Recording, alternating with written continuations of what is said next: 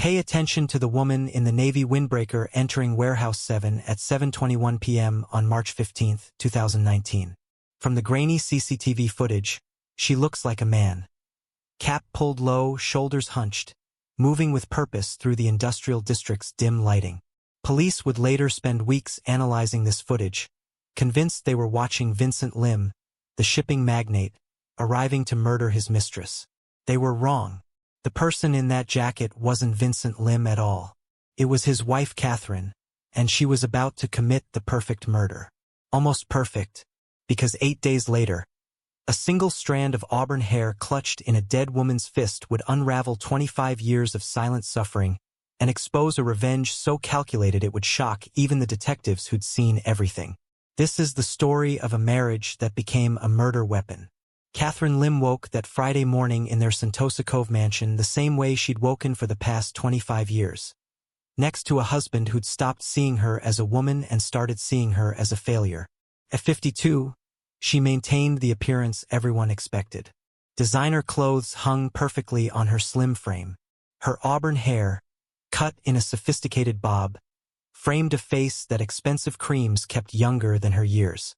She smiled at charity galas. She hosted dinner parties. She played the role of devoted wife to Singapore's shipping elite with practiced precision. But Catherine Lim hadn't always been this hollow shell of performance. In 1994, she'd been Catherine Wong, one of the youngest deputy public prosecutors in Singapore's history. Sharp, ambitious, relentless in court. She'd built a reputation prosecuting white-collar crime, sending corrupt businessmen to prison with the kind of methodical precision that made senior counsel nervous. Then she met Vincent Lim at a corporate fraud trial where his competitor was the defendant. He was 29, building his first shipping company with a single cargo vessel and unlimited ambition. She was 27, building a career that promised chief prosecutor within a decade. Their courtship lasted 8 months. He proposed at Raffles Hotel, promising her the world. They married in 1995, and for the first year, everything seemed perfect. But Vincent came from old money, a traditional Chinese family where legacy meant everything. His father owned textile factories across Southeast Asia. His grandfather had been a rubber baron. The Lim name demanded continuation, and Vincent, as the only son, carried that weight like an anchor. When Catherine didn't conceive after the first year, they visited specialists. The diagnosis came swift and devastating. Endometriosis, severe enough that natural conception was nearly impossible. They tried IVF. Once, twice, 5 times, 8 times. Each failure carved deeper into their marriage. By the year 2000, Catherine had endured 8 rounds of failed treatments and Vincent had started making comments. Small ones at first. "My father keeps asking about grandchildren." Then sharper. "Maybe if you weren't so stressed about work." Until finally, the ultimatum. "A man in my position needs a wife who can focus on family, not chasing criminals." She quit the prosecutor's office in 2000. She was 33 years old at the height of her legal career, and she walked away because Vincent promised it would help. "Once you relax, once you focus on us, it'll happen." It didn't happen.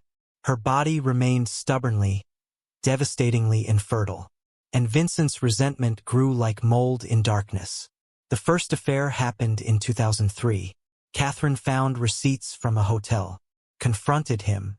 He cried, apologized, swore it meant nothing. She forgave him because that's what wives did. She'd sacrificed her career for this marriage, and admitting failure felt worse than swallowing betrayal. The second affair came in 2006, the third in 2009. By 2012, Catherine stopped counting. She knew the pattern. Young women, always in their 20s, always employees or business associates. Vincent would be attentive for a few months, then distant. Then she'd find the evidence, hotel receipts or text messages or lipstick on collars. She'd say nothing. He'd end it eventually. The cycle would repeat. Catherine became an expert at maintaining appearances. At charity events, she stood beside Vincent, smiling for cameras. At family gatherings, she endured his mother's pointed comments about friends' grandchildren. She learned to carry humiliation like expensive jewelry, something that looked beautiful from a distance but cut into your skin up close. Singapore's elite whispered, of course. Poor Catherine. Such a gracious woman. She handles it so well. Must be difficult not being able to give him children. The pity felt worse than the betrayal. Vincent, meanwhile, built his empire. Tan Meridian Shipping grew from that single vessel to a fleet of 30 ships. He secured contracts with multinational corporations, transported goods across 3 continents, accumulated wealth that newspapers estimated at $400 million. But money couldn't buy the one thing his father's ghost demanded: an heir. Vincent turned 54 in January 2019, and Catherine could see the desperation in him now. Time was running out. His obsession with legacy had mutated into something frantic, something dangerous. Elena Reyes entered their lives in 2017. She was 26 then, fresh from the University of the Philippines with an accounting degree and dreams bigger than Manila could contain. She arrived in Singapore on an employment pass, one of thousands of Filipino workers seeking better opportunities. Tan Meridian Shipping hired her as a junior accountant, processing invoices and reconciling shipping manifests. She was diligent, ambitious, stayed late reviewing numbers while others went home. Vincent noticed her during a company dinner in early 2018. Catherine wasn't there, claimed a headache, which was partially true. Headaches came frequently now, tension wrapping around her skull like Vincent's lies wrapped around their marriage. Vincent sat beside Elena that evening, asked about her family, her goals. She told him about her widowed mother in Manila, 2 younger siblings she supported financially. She wanted to become a CPA, take night classes, build a real career. Vincent saw opportunity. Young, fertile, grateful for his attention. The affair began within a month. But this time was different. Vincent didn't just want sex or validation. He wanted a child. Catherine discovered this in February 2019, when she found a receipt in his suit pocket while taking clothes to the dry cleaner. Not a hotel receipt this time. A fertility clinic. Consultation for E. Reyes Preconception Health Panel, $850. Catherine stood in their walk-in closet, holding that receipt, and something inside her cracked. Not broke, she'd been broken for years. This was different. This was a fracture so deep it reached the core of who she'd once been. 25 years she'd endured. 25 years of affairs, of humiliation, of watching other women get what she couldn't provide. But this crossed a line she didn't know existed until Vincent stepped over it. He wasn't just having another affair. He was planning the family Catherine couldn't give him. Planning it with a woman half her age who still had time, still had functioning ovaries, still had the future Catherine had. Sacrificed. The realization settled into her bones like poison. If Elena got pregnant, Vincent would leave. After 25 years of loyalty, of silence, of swallowing betrayal like bitter medicine, he would finally abandon her for the younger woman carrying his child. Catherine hired a private investigator. Within a week, she had everything. Photos of Vincent and Elena leaving fertility clinics, holding hands like teenagers. Text messages where Vincent promised Elena he'd divorce Catherine, marry her, start the family he'd always wanted.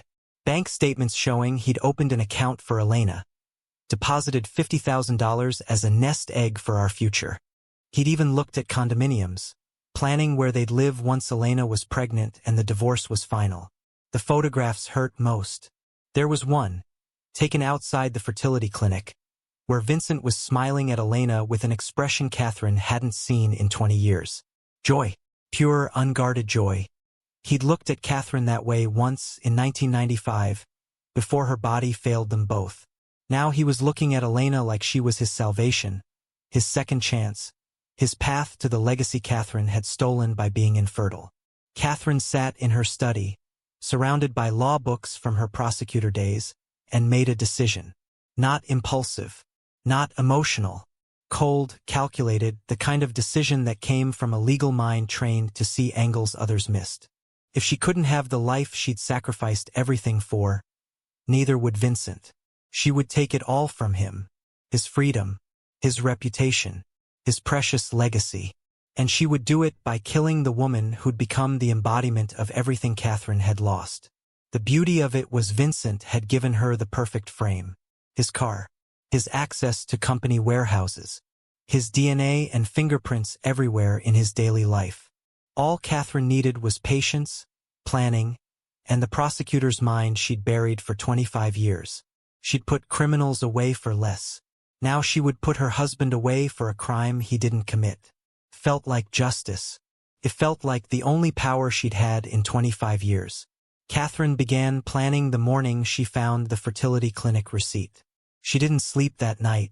Instead, she sat in her study, the door locked, pulling out old case files from her prosecutor days. Homicide cases, the ones she'd successfully convicted. She studied them not for the crimes themselves but for the mistakes defendants made, the evidence they left behind, the alibis that crumbled under scrutiny. If she was going to do this, she needed to be smarter than every criminal she'd ever prosecuted. First requirement, location. It had to be somewhere that implicated Vincent directly. His office was too risky, too many security cameras with facial recognition. Their home was impossible. But the warehouses. Vincent owned 7 storage facilities across Singapore's industrial districts, holdovers from when Tan Meridian shipping was smaller and needed ground storage. Most were automated now, rarely visited.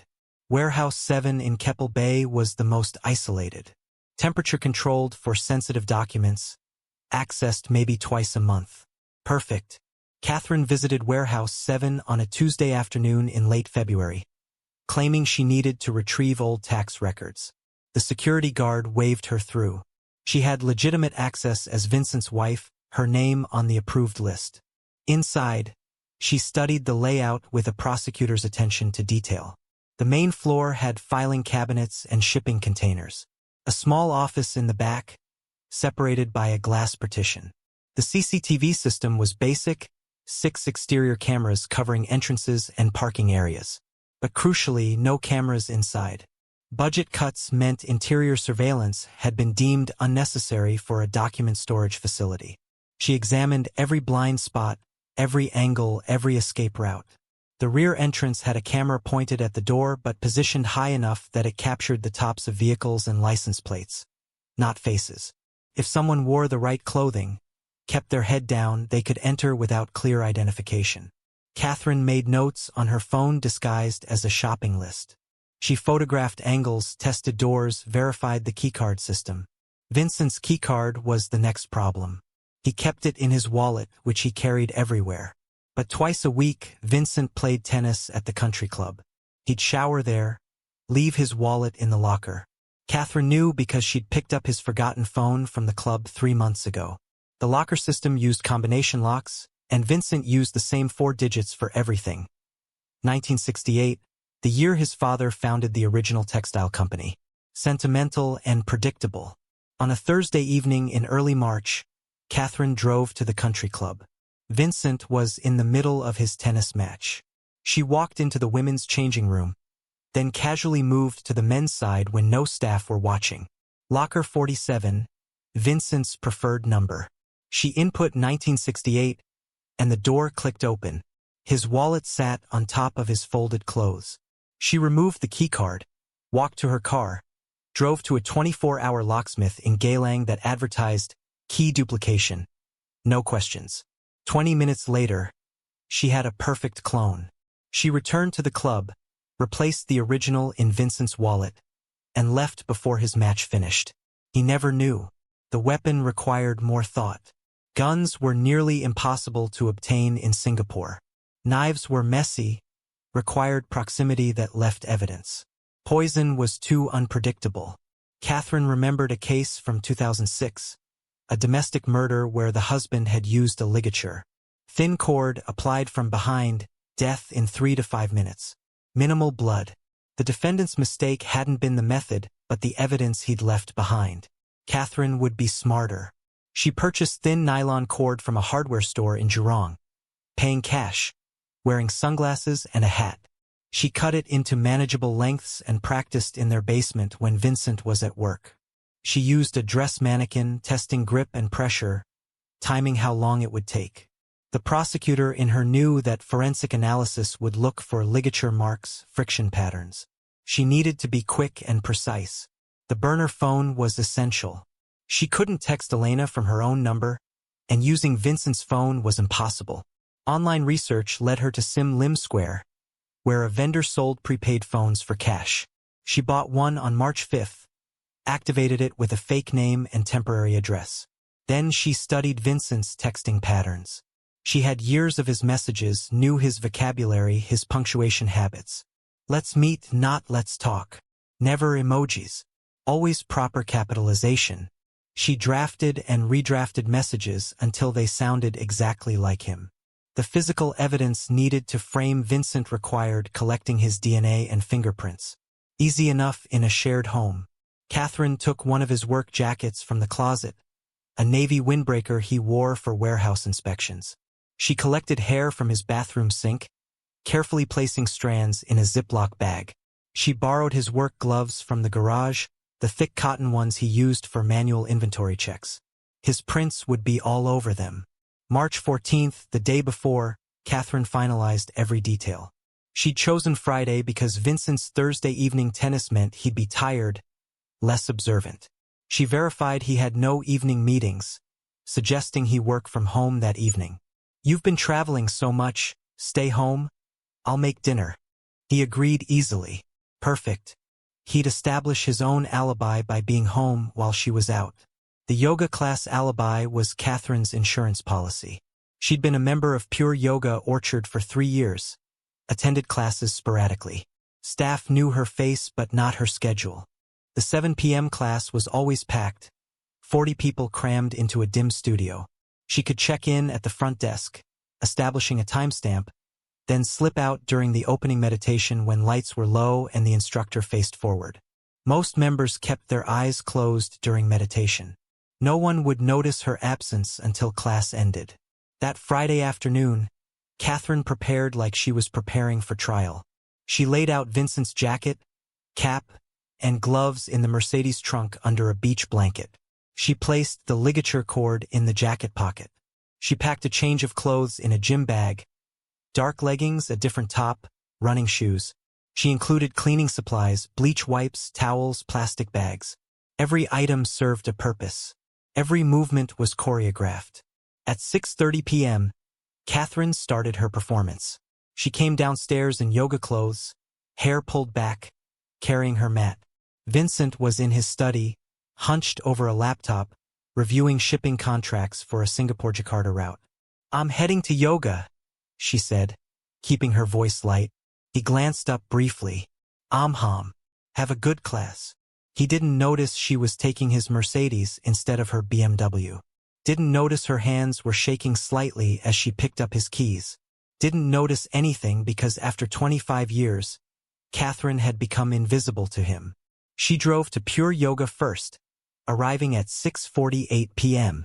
She checked in at the front desk, the receptionist scanning her membership card.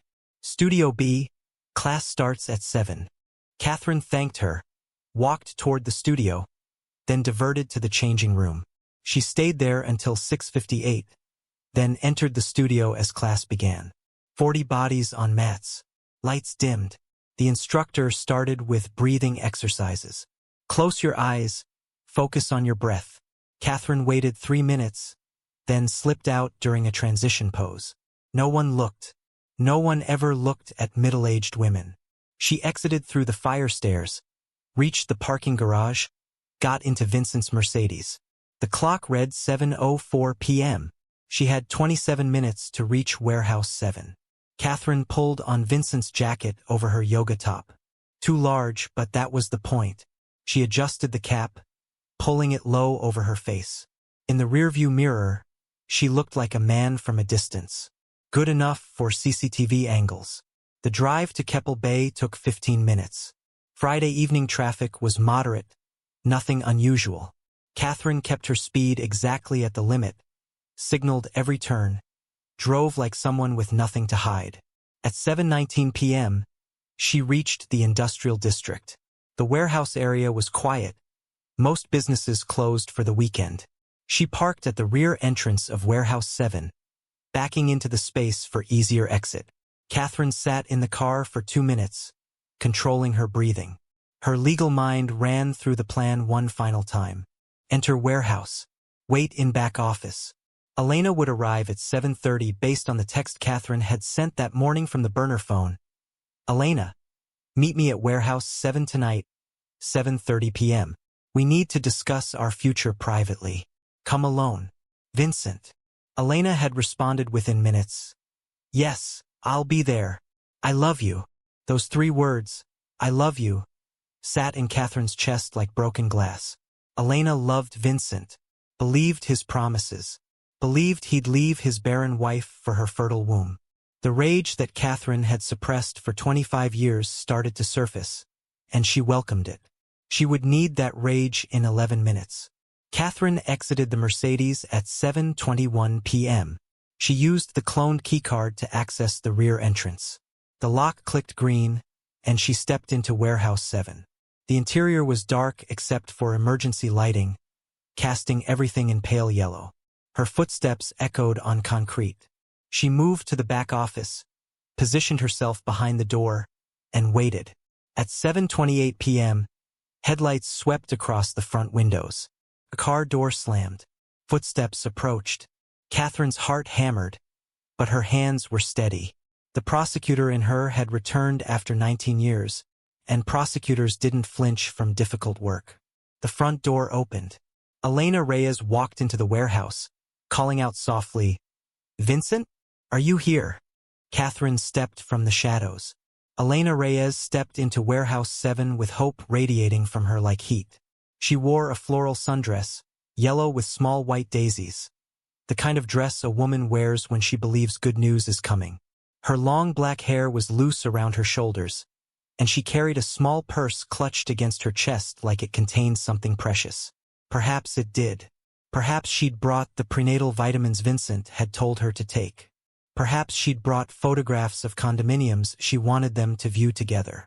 Perhaps she'd brought dreams of a future that would never exist. Vincent. Her voice echoed off the metal walls, bouncing between shipping containers and filing cabinets. "Vincent, are you here?" "It's me, Elena." Catherine watched from behind the office door. The pale emergency lighting cast Elena in silhouette, making her look younger than 28, almost childlike in her eagerness. Catherine noticed details with a prosecutor's trained observation.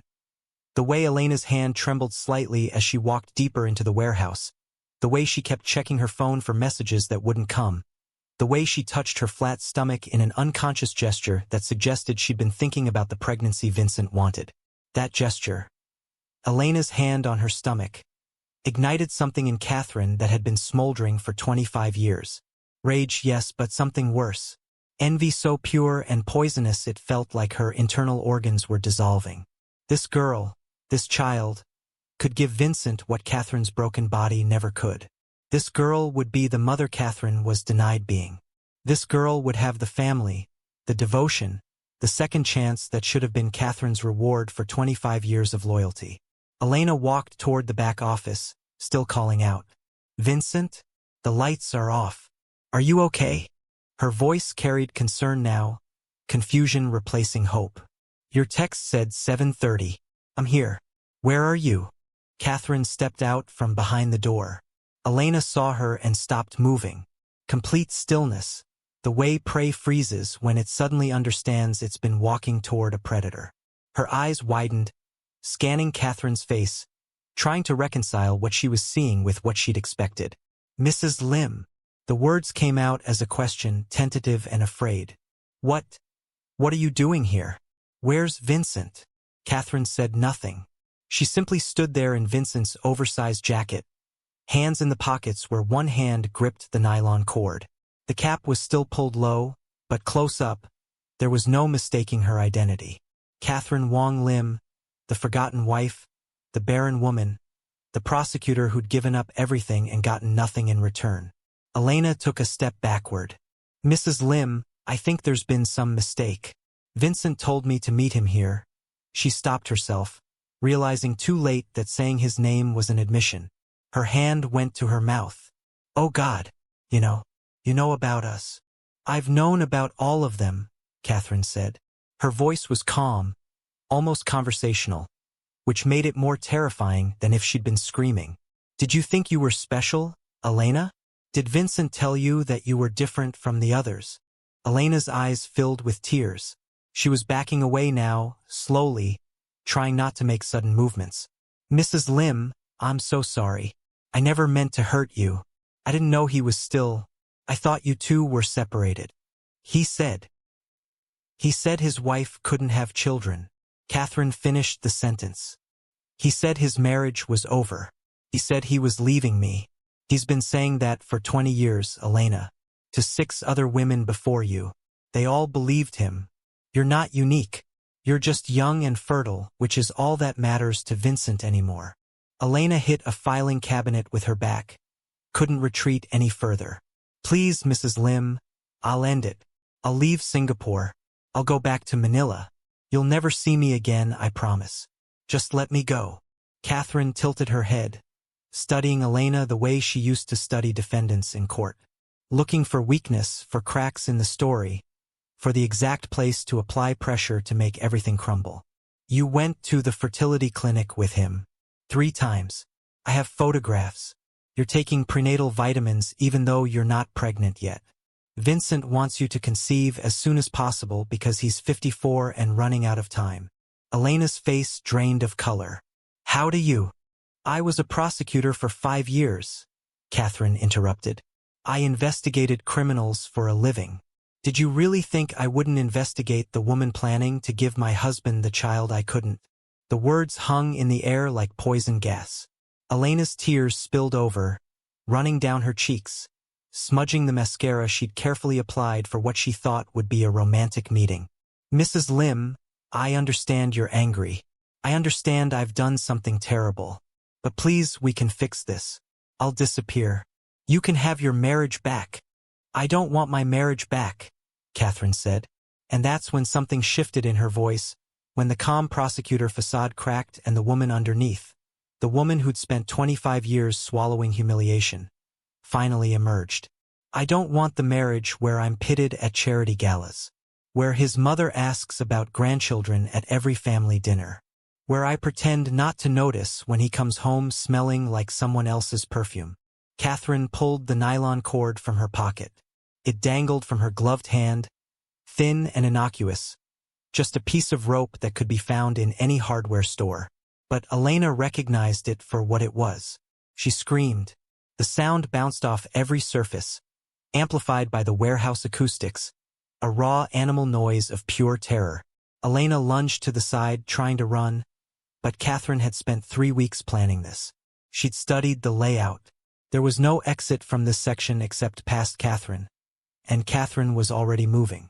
She caught Elena by the hair, yanking her backward. Elena screamed again, hands clawing at Catherine's grip, and they both went down in a tangle of limbs and desperation.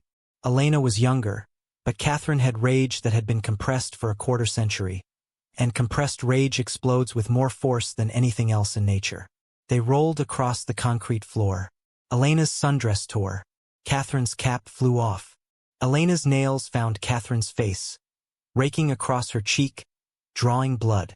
The pain didn't register. Catherine was somewhere else now, somewhere beyond pain, beyond reason, beyond the civilized prosecutor who'd once argued cases based on evidence and law. She was in a place of pure animal violence. Catherine got the cord around Elena's neck. Elena's hands immediately went to her throat, fingers desperately trying to get under the cord, to create space, to breathe. Her eyes bulged. Her mouth opened and closed like a fish drowning in air. She made sounds, horrible choking sounds. That should have stopped Catherine, should have brought her back to sanity. Instead, Catherine pulled tighter. Elena's body thrashed. Her legs kicked, heels drumming against the floor in a rhythm that sounded like a heartbeat. Her hands abandoned the cord and reached for Catherine's face, scratching, clawing, grabbing fistfuls of auburn hair and pulling. Catherine felt hair tear from her scalp but didn't release the pressure. Couldn't release it. This wasn't about Elena anymore. This was about 25 years of failed IVF treatments. 8 rounds of hormones that made Catherine's body feel alien. The way Vincent had looked at her the first time the doctor said, "I'm sorry, it didn't take." The gradual transformation from partner to burden to obstacle. Elena's movements became weaker. Her hands dropped from Catherine's face, one flopping to the ground, the other weakly grasping at Catherine's jacket. Her eyes, which had been wild with panic, started to glaze over. The drumming of her heels slowed, became irregular, then stopped. 3 minutes. That's how long it took. 3 minutes for Elena Reyes to stop breathing, stop fighting, stop being an obstacle to Catherine's revenge. 3 minutes to end a life that Catherine had come to see not as a person but as a symbol of everything that had been stolen from her. When Elena's body went completely limp, Catherine released the cord. She sat back on her heels, panting, staring at what she'd done. Elena lay sprawled on the concrete, her yellow sundress hiked up around her thighs, her hair spread around her head like a dark halo. Her eyes were half open, staring at nothing. There were angry red marks on her neck where the cord had bitten into flesh. Catherine looked at her own hands. They were shaking now, trembling so hard she could barely control them. The gloves Vincent had worn for warehouse inspections were torn, one finger ripped open. Her right palm was bleeding where Elena's nails had somehow penetrated the fabric. There were scratches on her face. She could feel them burning, and her scalp ached where Elena had torn out hair. Catherine's stomach dropped. She looked at Elena's right hand, still partially clenched in a fist. Strands of auburn hair were clearly visible, clutched between Elena's dead fingers. Evidence. DNA evidence. The prosecutor in Catherine's brain activated, emergency protocols firing. She needed to remove that hair. She needed to clean Elena's fingernails. She needed to eliminate every trace that she'd been here. But when Catherine tried to pry open Elena's fingers, rigor mortis hadn't set in yet, but the hand was already difficult to manipulate. And there was so much hair. Catherine managed to extract some strands, but she couldn't be sure she'd gotten all of it.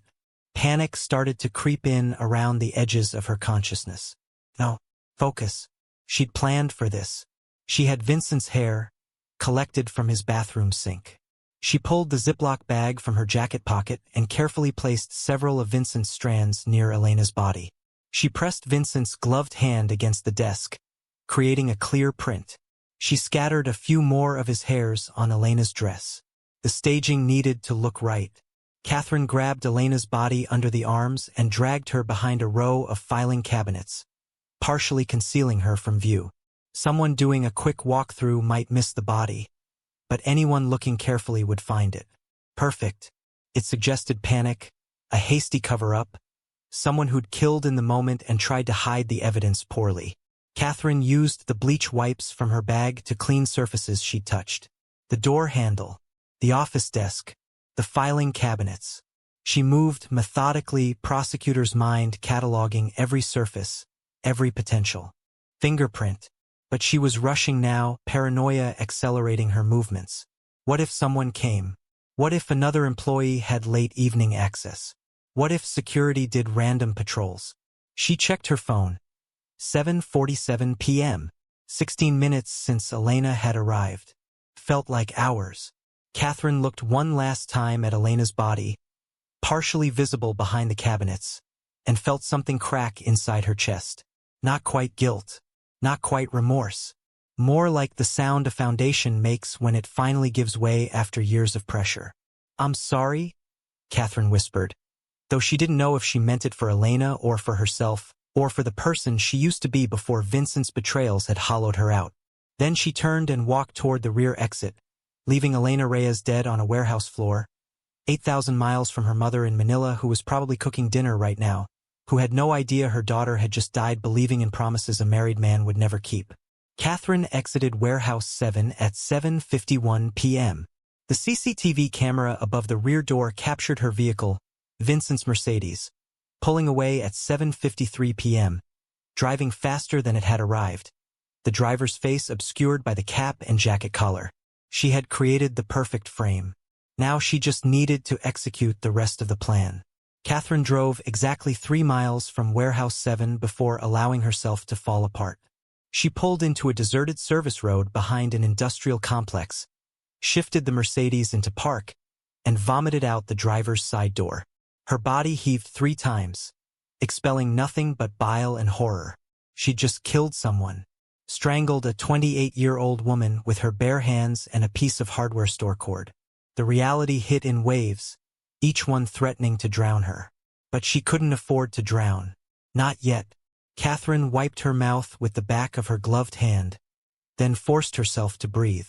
In through the nose, out through the mouth, the way the yoga instructor always said. Focus on the breath. Focus on the plan. There would be time to process what she'd done later, after Vincent was in prison, after she'd destroyed him the way he'd destroyed her. The gas station was 2 blocks away, exactly where Catherine had scouted it during her planning phase.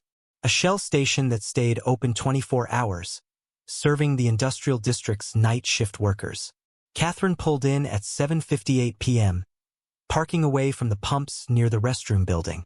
The station had CCTV, everywhere in Singapore had CCTV, but the camera angles favored the pumps and register, not the far corner where she'd parked. Catherine grabbed the gym bag from the back seat and walked to the women's restroom. Her legs felt disconnected from her body, moving automatically while her mind replayed Elena's face in those final moments. Those wide eyes. The way her mouth had formed Vincent's name even though no sound came out. Inside the bathroom, Catherine locked the stall door and began the transformation. Off came Vincent's jacket, carefully folded to preserve any fibers from Elena's dress. Off came the torn gloves, which she placed in a plastic bag. She stripped out of her yoga clothes, now stained with sweat and fear, and changed into the outfit she'd packed. Black leggings, a gray athletic top, running shoes. She pulled her hair back into a fresh ponytail, wiping away the tears and mascara smudges she hadn't realized were there. In the mirror, Catherine examined her face. 3 long scratches ran down her left cheek where Elena had clawed her. There was no hiding those, but they weren't deep enough to scar permanently, and makeup might conceal them. She'd have to claim she got scratched by something innocuous. A branch during a morning walk. The neighbor's cat. Something forgettable. Catherine stuffed everything, Vincent's jacket, the cap, the gloves, her original yoga outfit, into a garbage bag. She walked outside and threw the bag into the industrial dumpster behind the station, the one that serviced the surrounding warehouses. Collection happened every Tuesday and Friday. Today was Friday. The garbage truck would come before midnight, and everything would be buried in a landfill by tomorrow morning, contaminated by hundreds of other bags. Impossible to trace. Back in the Mercedes, Catherine checked the time. 8:09 p.m. She was supposed to be at yoga for another 35 minutes, but she couldn't risk staying away that long now. Her hands were still shaking. Her nerve was cracking. She needed to establish the alibi and get home before she completely shattered. She drove to Pure Yoga Orchard, arriving at 8:16 p.m. The parking garage was full of vehicles belonging to people in classes. Catherine found her spot, the same one she'd left from over an hour ago, and parked.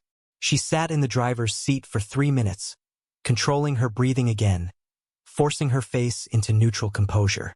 Then she grabbed her yoga mat, which she'd left in Vincent's car when she'd switched vehicles, and walked into the building. The reception desk was staffed by a different person than who'd checked her in earlier. A young Malay girl who smiled but didn't really look at Catherine. Checking out. Catherine nodded. Yes, the 7 p.m. class just finished early. I'm heading home. The receptionist scanned Catherine's membership card. 8:21 p.m. checkout time. Perfect. Catherine walked to the changing room, sat on a bench, and stared at her reflection in the floor-to-ceiling mirrors that lined the wall. The scratches on her face were visible, angry red lines that would darken to scabs by morning. She'd have to tell Vincent something. But Vincent barely looked at her anymore. He probably wouldn't even notice. The drive back to Sentosa Cove took 26 minutes through Friday evening traffic. Catherine pulled into their circular driveway at 8:47 p.m., parking Vincent's Mercedes in its usual spot. The house was lit up inside, warm lights spilling from the windows, everything looking exactly as it had when she'd left 2 hours ago. But Catherine wasn't the same person who'd left. She'd crossed a line that couldn't be uncrossed. committed an act that would define the rest of her life regardless of whether she was caught.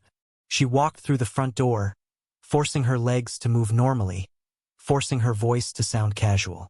"I'm home from yoga," she called out, setting her mat by the stairs.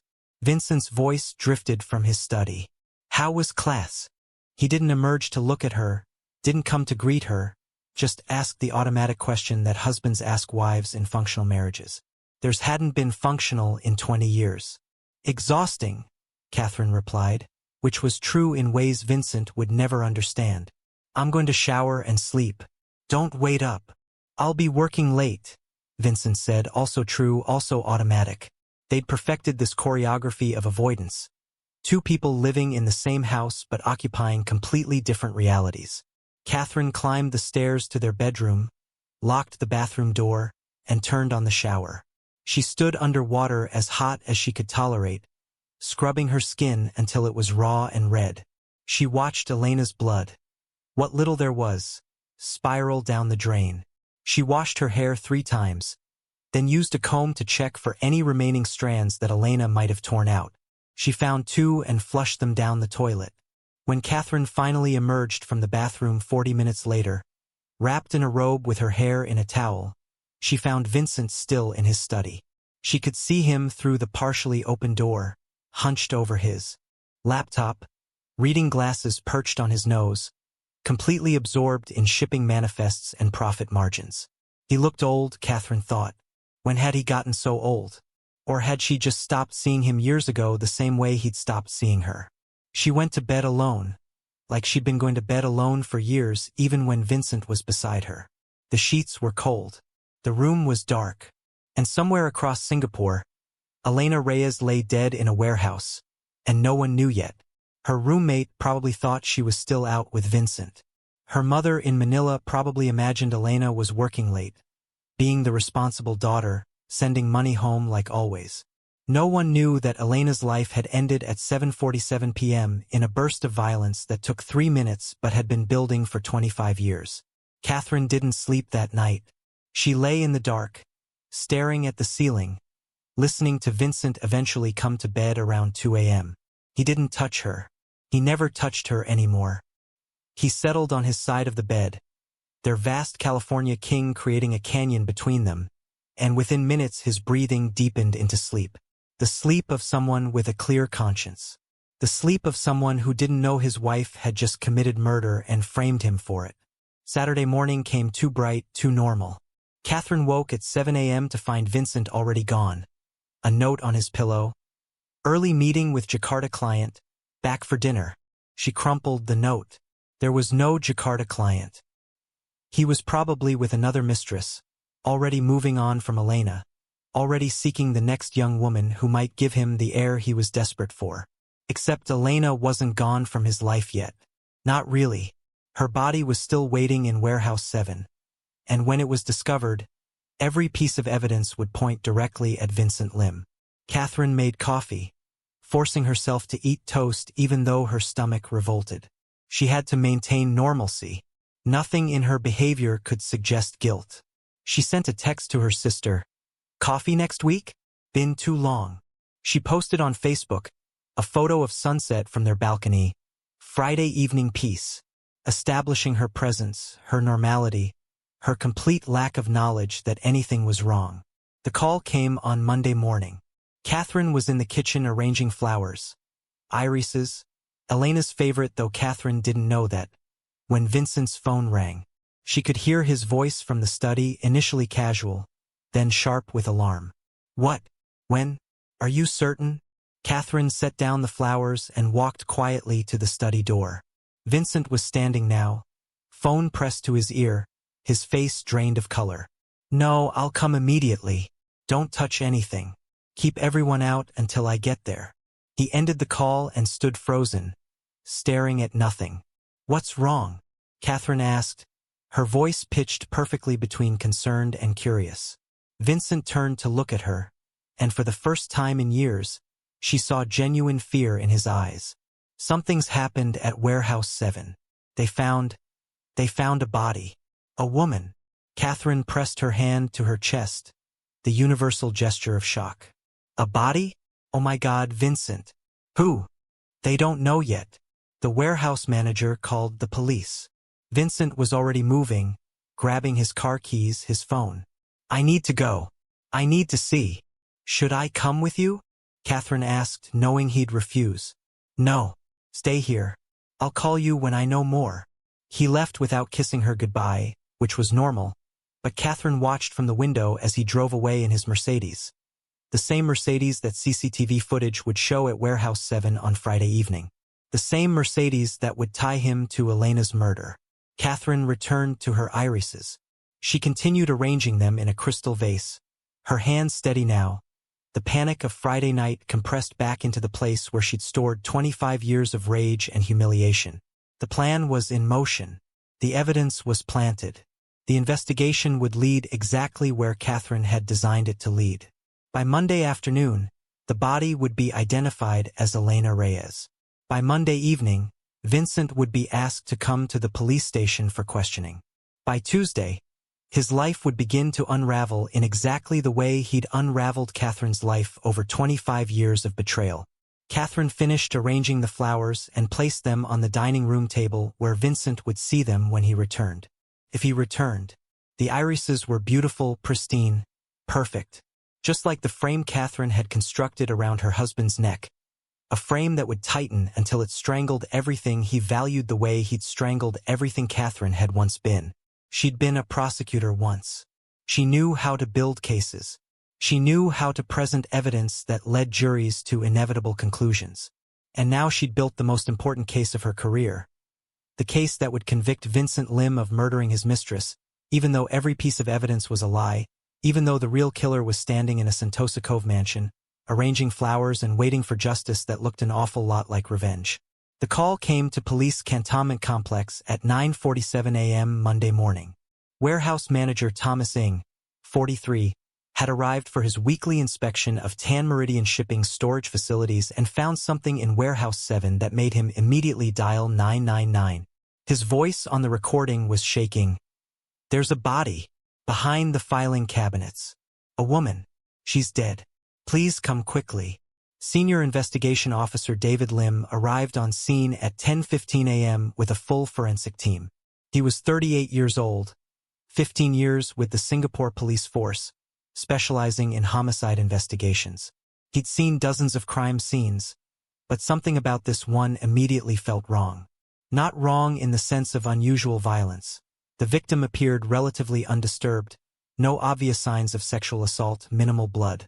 Wrong in the sense of staged. The body was hidden but not well hidden, concealed just enough to delay discovery but not prevent it. Like someone wanted the body found but needed time to establish distance. The victim lay behind a bank of filing cabinets, partially covered by a tarp that seemed like an afterthought. She wore a yellow sundress with white daisies, now dirty and torn.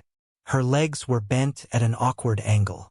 Her arms were sprawled out, one hand open, the other partially closed. Her face was turned to the side, eyes half open in that unmistakable emptiness that separates sleep from death. Around her neck were deep ligature marks, dark purple bruising that indicated strangulation. Time of death would need the coroner's confirmation, but ambient temperature and early rigor mortis suggested she'd been dead approximately 60 to 72 hours. That placed the murder sometime Friday evening or Saturday morning. Io Lim crouched beside the body, careful not to disturb evidence. He noted defensive wounds on the victim's hands, scratches, torn fingernails. She'd fought back. He noted the ligature marks were consistent with thin cord or rope, not hands. The killer had used a weapon. He noted that her purse was nearby, wallet intact with $200 cash and credit cards. Not a robbery. This was personal. The forensic photographer documented everything while evidence technicians processed the scene. They found hair samples near the body, several dark strands that appeared to be male. They found fingerprints on the desk in the back office, clear and unmudged, like someone had deliberately pressed their palm against the surface. They found fiber evidence on the victim's dress, small threads that appeared to come from a cotton jacket. And most critically, they carefully examined the victim's hands. The right hand was partially clenched. When the evidence technician gently opened the fingers, she found strands of hair clutched in the victim's grip. Auburn hair. Female hair based on length and texture. "Sir," she called to Lim. "We've got DNA evidence." The victim grabbed her attacker's hair during the struggle. Lim photographed the hair evidence in situ before it was carefully collected. This was the breakthrough. DNA under fingernails could be contaminated, could be explained away. But hair physically grasped in a victim's hand? That was struggle evidence. That placed the owner of that hair in direct physical contact with the victim during her final moments. Identification came quickly.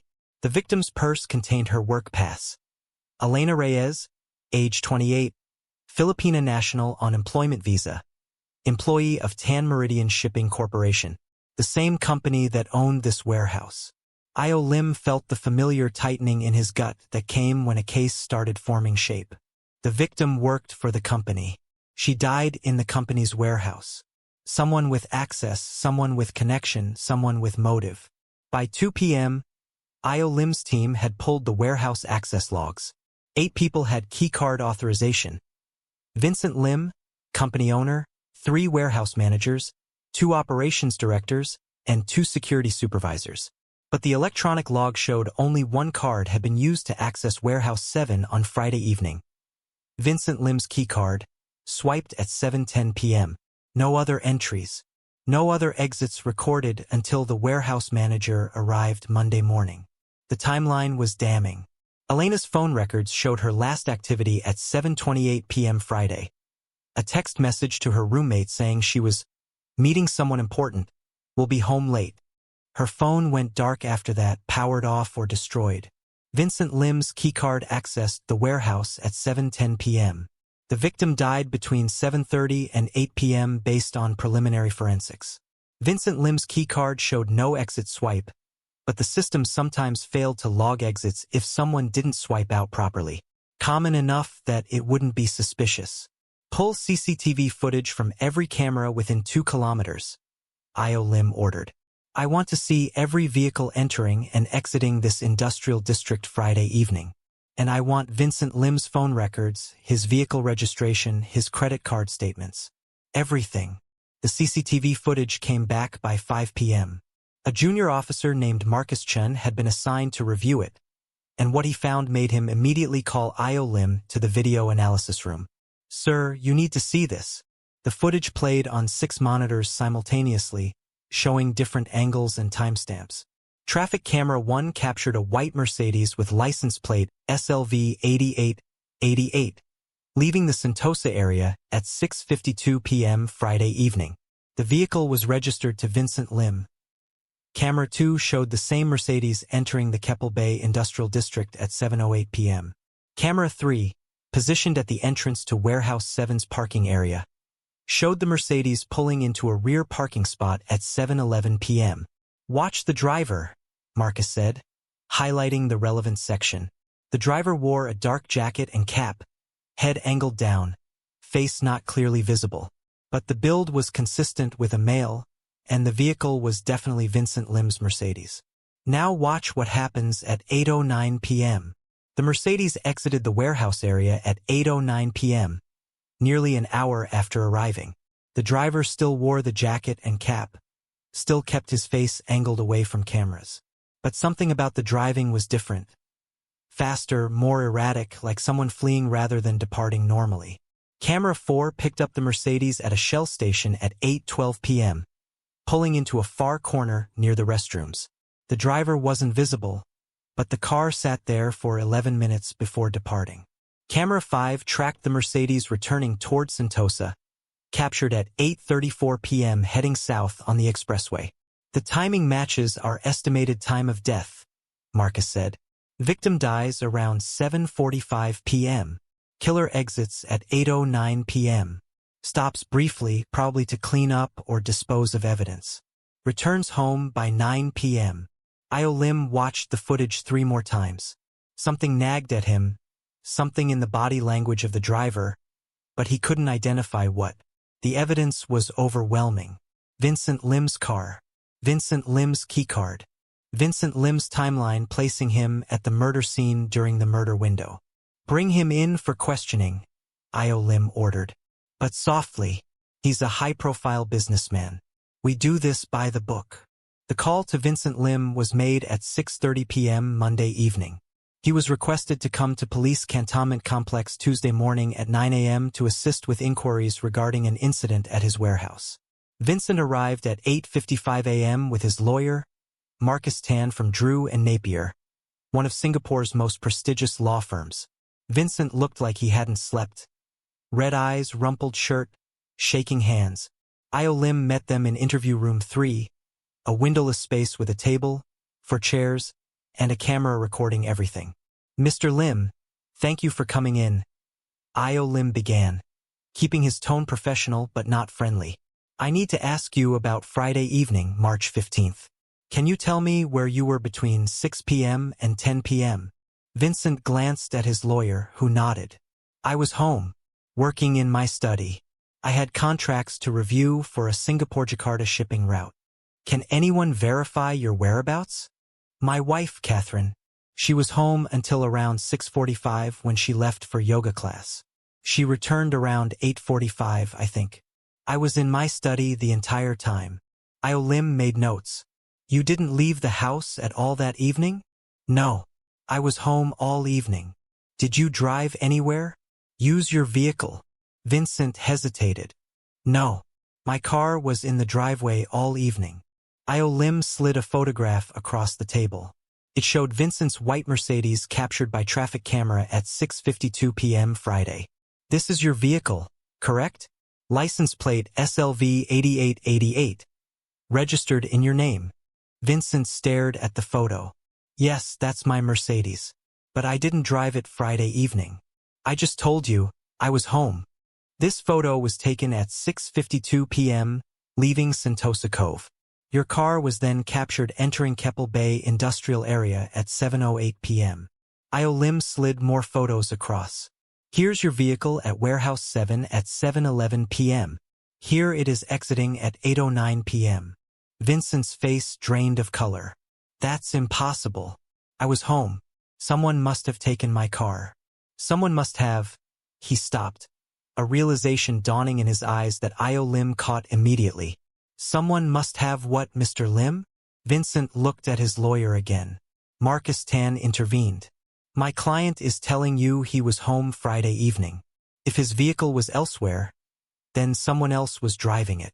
Someone else had access to your car? Lim asked Vincent directly. My wife, Vincent said quietly. Catherine. She sometimes drives my car when hers is low on fuel. But she was at yoga Friday evening. She couldn't have. Lim made more notes. We'll need to verify your wife's whereabouts. But Mr. Lim, I need to tell you what we found at Warehouse 7. He paused, watching Vincent's reaction. We found the body of Elena Reyes. She was murdered Friday evening between 7:30 and 8 p.m. Strangled. Vincent made a sound like he'd been punched in the stomach. His hands went to his face. No, Elena. Oh God, Elena. You knew the victim? Lim asked, though he already knew the answer.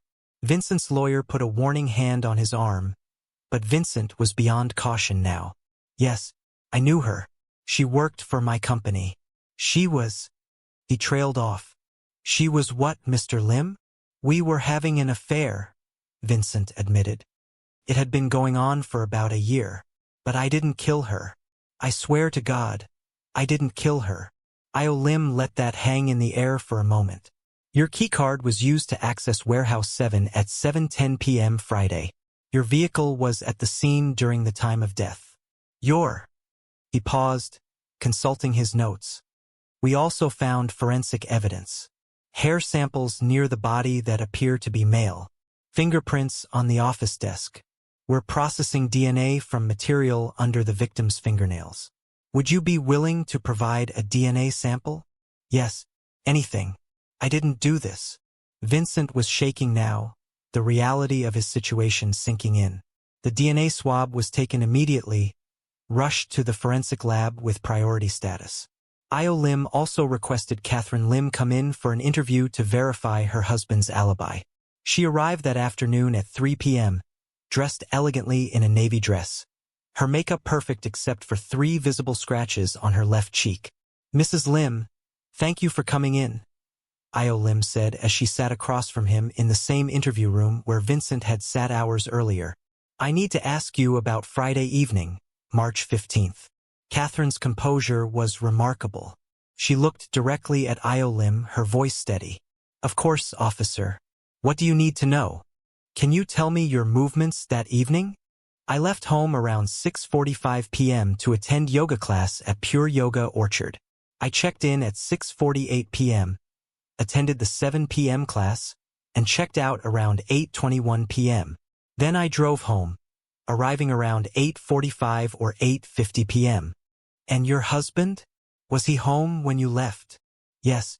Vincent was in his study working on contracts. He said he'd be working late." "Did he leave the house at any point that you're aware of?" "No. When I returned from yoga, he was still in his study. He worked until quite late, maybe 2 a.m. Io Lim made notes. "Mrs. Lim, were you aware that your husband was having an affair with Elena Reyes?" Catherine's face flickered, just for a moment, with something that might have been pain or might have been satisfaction. "Yes, I found out several months ago." "How did that make you feel?" "How do you think it made me feel, officer?" Catherine's voice had an edge now. "My husband was sleeping with a woman half my age. I was hurt, angry, betrayed. But Vincent has had affairs before. This wasn't the first time." "You stayed with him despite multiple affairs?" "I made vows, officer, for better or worse. I chose to honor them even when Vincent didn't." Io Lim studied her carefully. Something about Catherine Lim bothered him. Some disconnect between her words and the coldness in her eyes. "Did you ever meet Elena Reyes?" "No. I never wanted to meet any of Vincent's mistresses. Knowing about them was painful enough." "Those scratches on your face, how did you get those?" Catherine touched her cheek reflexively. "Oh, these? My neighbor's cat, temperamental creature, scratched me Saturday morning when I tried to pet it." The alibi checked out superficially.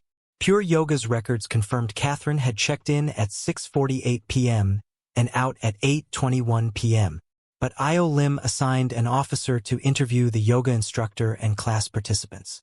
The results came back Wednesday morning. "Sir," Officer Chun reported, "I spoke with the instructor and 15 class participants. None of them specifically remember seeing Catherine Lim in class Friday evening. The instructor says she signs in regularly but often leaves early. One participant thinks maybe she saw Catherine in the changing room but isn't certain." Io Lim felt that nagging sensation intensify. "So she checked in but might not have actually attended the full class?" "It's possible. The front desk timestamp just shows when members scan in and out, not whether they actually stay." Meanwhile, the forensic results started returning. The DNA from material under Elena's fingernails came back Wednesday afternoon. The lab technician called Io Lim directly. "Sir, we've got results on the fingernail scrapings. There are 2 DNA profiles. One matches Vincent Lim from the reference sample he provided. But there's a secondary profile, female DNA, not matching the victim." Io Lim sat forward. "Female DNA?" "Yes, sir. And we also analyzed the hair found clutched in the victim's hand. It's definitely female hair, auburn-colored, with the root attached. We can extract DNA from the root. The results will be ready by tomorrow. Run it against every database we have. And..." Io Lim paused, intuition suddenly screaming at him. "Get a reference sample from Catherine Lim. Tell her it's for elimination purposes since she was at the crime scene as a witness verifying warehouse details." Catherine was contacted Wednesday afternoon and asked to provide a cheek swab for elimination purposes. She complied without objection, drove to the station, provided the sample and left. The DNA was rushed to the lab with the highest priority code. Thursday morning at 9:17 a.m., Io Lim's phone rang. It was the forensic lab. "Sir, we have a match. The female DNA under the victim's fingernails and the hair clutched in the victim's hand both belong to Catherine Lim. The probability of coincidental match is less than 1 in 10 billion. Catherine Lim's DNA is all over the victim. Lim sat back in his chair, pieces clicking into place. The wife. It had been the wife all along. Catherine had taken Vincent's car, worn his clothing to disguise herself on CCTV, used his keycard to enter the warehouse. She'd killed Elena and staged the scene to frame her husband. The scratches on Catherine's face weren't from a cat. They were defensive wounds from Elena fighting back. The auburn hair in Elena's fist was Catherine's, torn out during the struggle. The female DNA under Elena's nails was Catherine's, left there when Elena scratched her attacker's face. Issue an arrest warrant for Catherine Lim, Lim ordered. Charge her with murder, and send a team to bring her in immediately. The arrest team arrived at the Sentosa Cove mansion at 6 a.m. Friday morning, exactly 1 week after Elena Reyes had died in Warehouse 7. Lim led 4 officers to the front door. He rang the bell and waited, watching the mansion's windows for movement. Lights came on upstairs. A minute later, Vincent Lim opened the door, looking confused and alarmed. Officers? What's happening? Have you found who killed Elena? We're here for Catherine Lim, Lim said quietly. Is she home? Vincent's confusion deepened. Catherine? Why do you need Catherine? We have a warrant for her arrest. Please step aside, Mr. Lim. Vincent didn't move. Arrest? For what? What are you talking about? Catherine appeared at the top of the staircase. She wore a silk robe, her auburn hair loose around her shoulders, and she looked down at the assembled officers with an expression Lim couldn't quite read. Not surprise, not fear. Something closer to resignation or perhaps relief. Catherine Lim, Lim called up to her. You are under arrest for the murder of Elena Reyes. You have the right to remain silent. Anything you say may be used against you in court. You have the right to an attorney. Vincent's legs seemed to give out. He grabbed the door frame for support. No, that's impossible. Catherine would never. She couldn't. Catherine descended the stairs slowly, with dignity, like she was walking into a courtroom rather than toward handcuffs. When she reached the bottom, she looked at Vincent, really looked at him, for the first time in what might have been years. 25 years, she said softly. 25 years I gave you, Vincent. Everything I had, everything I was, and you threw it away for women like her. For the child I couldn't give you. Vincent was crying now, shaking his head. Catherine, my God, what have you done? What you made me do, Catherine said. Then she turned to Lim. I'd like to speak with my attorney before answering any questions. She was cuffed gently. Lim saw no reason for rough treatment, and led to the police car. Vincent stood in the doorway of their mansion, watching his wife being driven away, and Lim saw the exact moment when understanding crashed over him.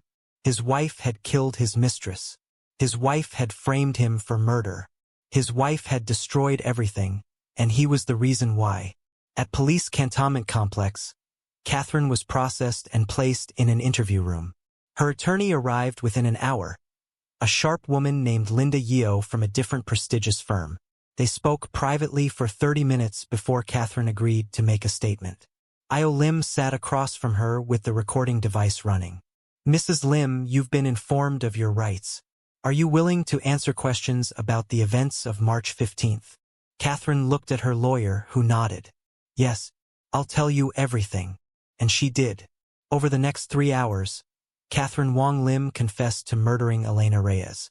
She described her 25-year marriage to Vincent, the infertility that had destroyed them, the endless affairs she'd endured in silence.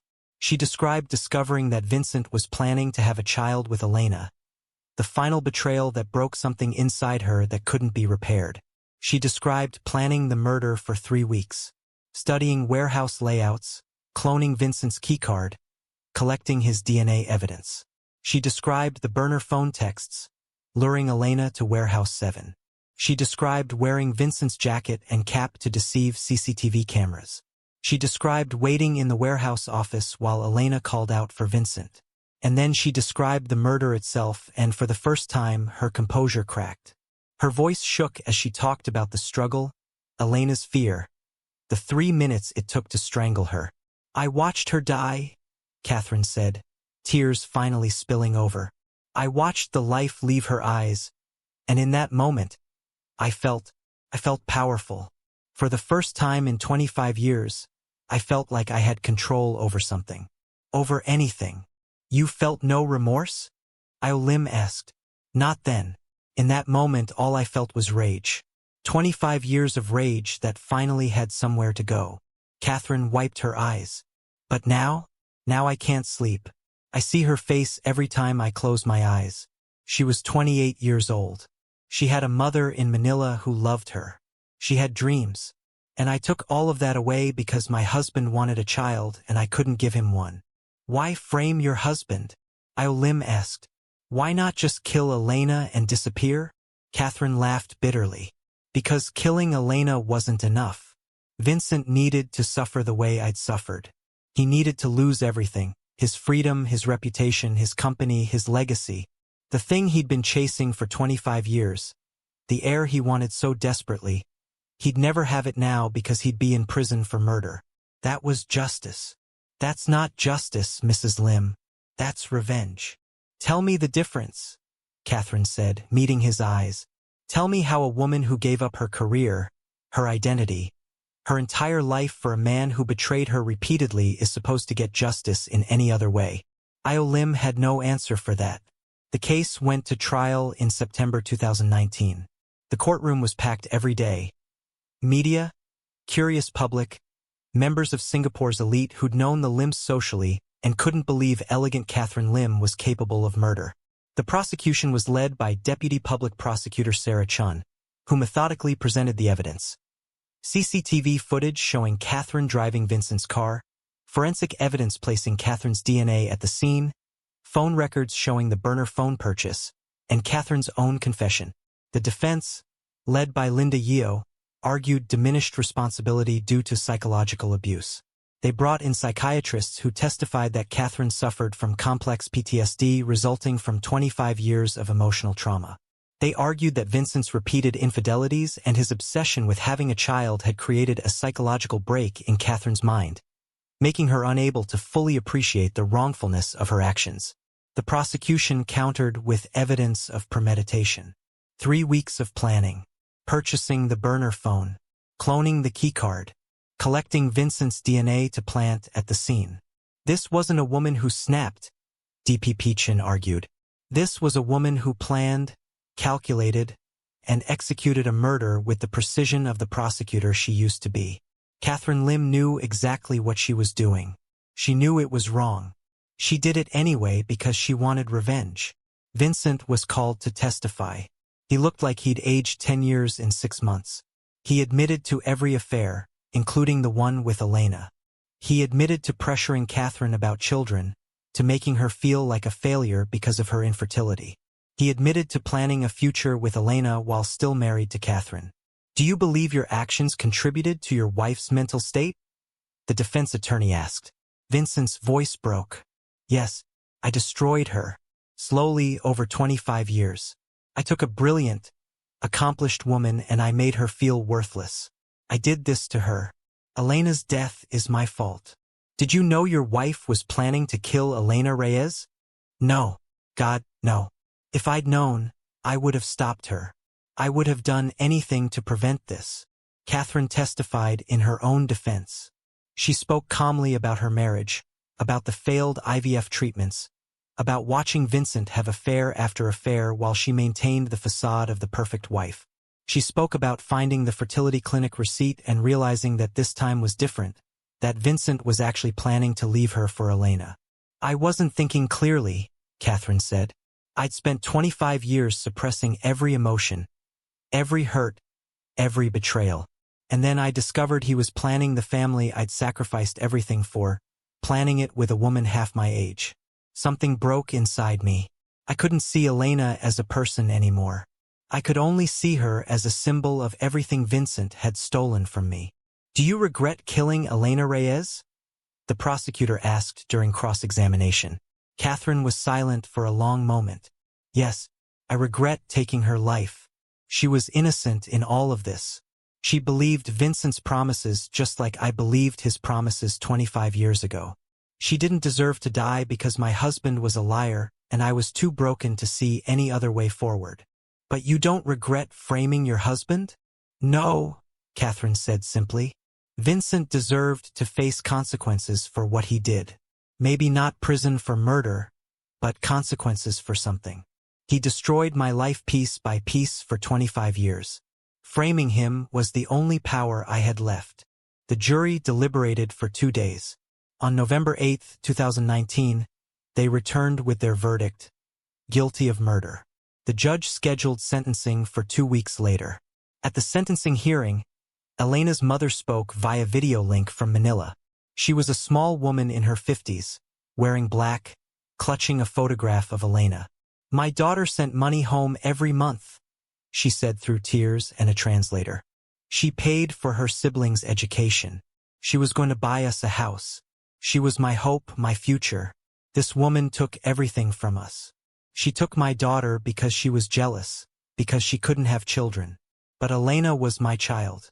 Elena was somebody's child. And now she's gone, and nothing will bring her back." The judge, a stern woman in her 60s, looked at Catherine with something that might have been pity but was mostly disgust. "Catherine Lim, you were once a prosecutor, sworn to uphold the law. You understood the justice system better than most. Yet you chose to take the law into your own hands. You chose to murder an innocent woman and frame your husband for that murder. Your actions were calculated, premeditated, and showed a callous disregard for human life. While this court acknowledges the psychological trauma you endured over your marriage, trauma does not excuse murder. Elena Reyes was not responsible for your suffering. She was a victim of your husband's lies, just as you were. Yet you killed her and tried to destroy your husband's life. This court sentences you to life imprisonment with a minimum of 20 years before eligibility for parole." Catherine showed no reaction. She stood, allowed herself to be cuffed, and was led out of the courtroom. She didn't look at Vincent, who sat in the gallery with his head in his hands. The aftermath rippled through Singapore's business community for months. Tan Meridian Shipping collapsed within a year. Clients abandoned the company. Investors fled, and Vincent eventually filed for bankruptcy. The fleet of 30 ships was sold off piece by piece to pay creditors and settle the wrongful death lawsuit Elena's family filed. Vincent moved to Malaysia, living in a modest apartment, working as a logistics consultant. He never remarried. The legacy he'd been so desperate to create died with his company. Catherine was sent to Changi Women's Prison. She became a model inmate, participated in therapy, taught legal literacy classes to other prisoners. In 2021, she wrote a letter to Elena's family, though they never responded. "I cannot ask for forgiveness," she wrote. "What I did was unforgivable. But I want you to know that I think about Elena every day.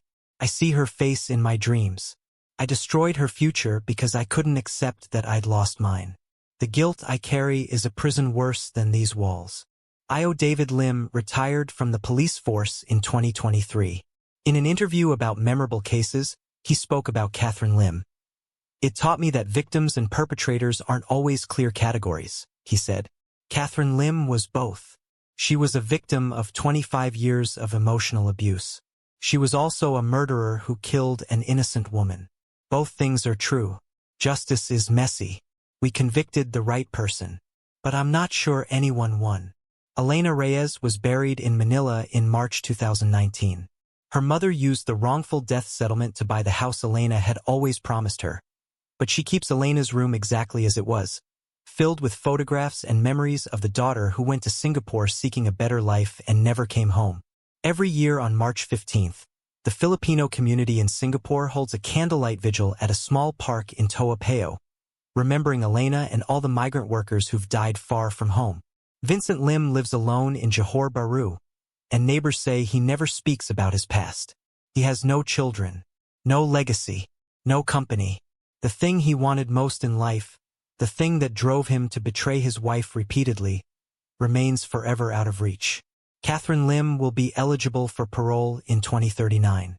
She'll be 72 years old. Filipino advocacy groups have already pledged to oppose her release. Whether she ever walks free again remains uncertain. This is the story of how a marriage died years before the murder. How a brilliant woman was broken by infertility and betrayal until she became something she never imagined she could be. How a man's obsession with legacy cost him everything. And how a young woman named Elena Reyes walked into a warehouse believing in promises and never walked out. Justice was served. Catherine Lim is in prison for murder. But justice doesn't resurrect the dead. It doesn't erase 25 years of abuse. It doesn't give Vincent back his integrity or Catherine back her sanity or Elena back her life. It simply closes a case and calls it finished, even though for everyone involved, nothing will ever truly be finished. The wounds remain, the guilt remains, the loss remains. And in Warehouse 7 at Keppel Bay, now demolished and replaced by a community center, Elena's ghost remains, forever 28 years old, forever calling out for a man who never came, forever dying at the hands of a woman who couldn't find any other way to make her pain stop.